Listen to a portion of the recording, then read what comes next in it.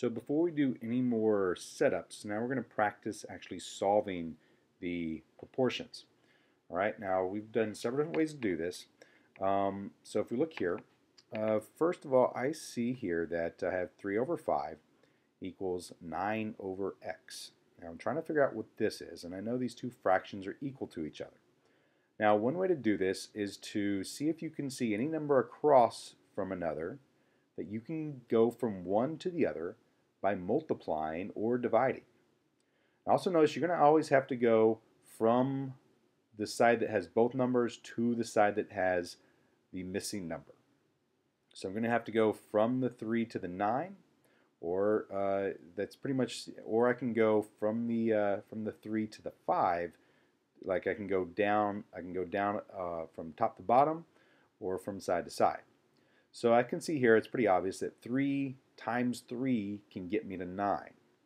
So if you find that number you can multiply or divide by, this 3 times 3 to get to 9, then I just do that on bottom.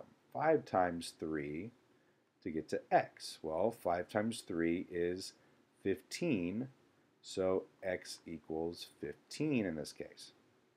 All right, I just saw that I could go 3 times 3 gets 9, so 5 times 3 gets me 15 here.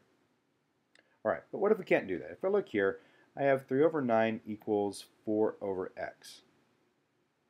Now, one thing you could do, you could simplify this fraction, all right? But let's say you didn't realize that. Let's say you didn't realize you could simplify, and you just thought, well, I can't go from 3 to 4 by multiplying or dividing. So what are you going to do? Well, one thing you can do is cross multiply and divide. Let's see what that looks like. All right, so cross multiply, it sounds like what it is.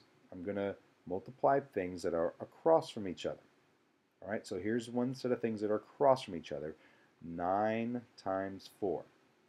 Okay, and then I'm going to set that equal to the other set of diagonal pairs here. 3 times x, which will be 3x. Okay, now I really shouldn't have wrote an x here for multiply because that's going to get confusing with this x here. So instead of doing that, let's go ahead and get rid of that there. Little eraser here. There we go. All right. So instead of doing that, let's do it the algebra way here and write them next to each other like this. Okay. So I have 9 times 4 equals 3 times x. Well, I'm going to go ahead and multiply these because they're just numbers. They can be multiplied. And 9 times 4 is going to be 36. So I have 36 equals 3x. Well, since the method is called cross multiply and divide, I cross multiplied, now I'm just going to divide.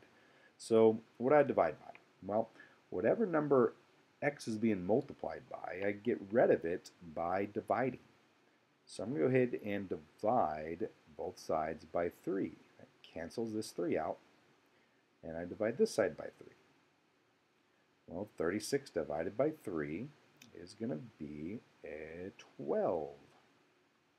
So I get 12 after I divide here equals, the only thing that's left, I canceled out the 3, so x equals 3. So that was cross multiply and divide. A form of this is also called the bat and ball method. It's basically because when you cross multiply and divide, what you're really doing is you're going to multiply the two numbers that are across from each other and then divide by the number that's across from the variable. So if you want to do it a simpler way, you can think just multiply these two, then divide by this one. All right.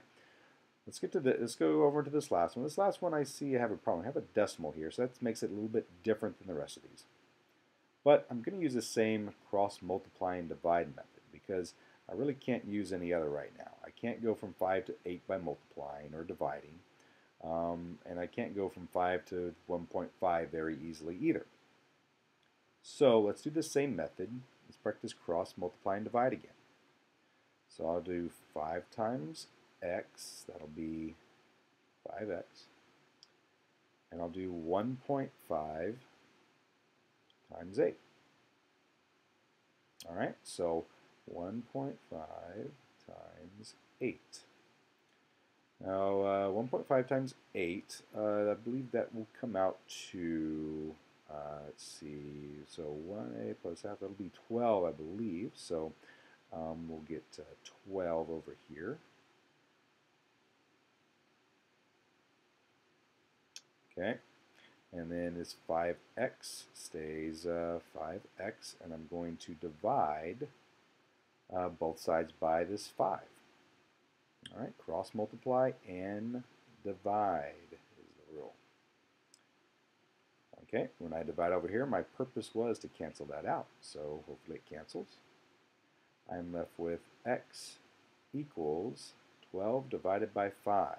Okay, well, we're going to need to work that one out. Let's see. 5 goes into 12 2 times. That would be 10. Got 2 left over, so remainder 2. I'm going to go ahead and go up to decimal place. 5 goes into 20 4 times. And that'll be 20, so no remainder. So 5 goes into 12. 12 divided by 5 is 2.4. All right, so that's using the, now hopefully you can use this method most of the time. It makes it a lot easier because all you got to do is multiply. You don't have to divide.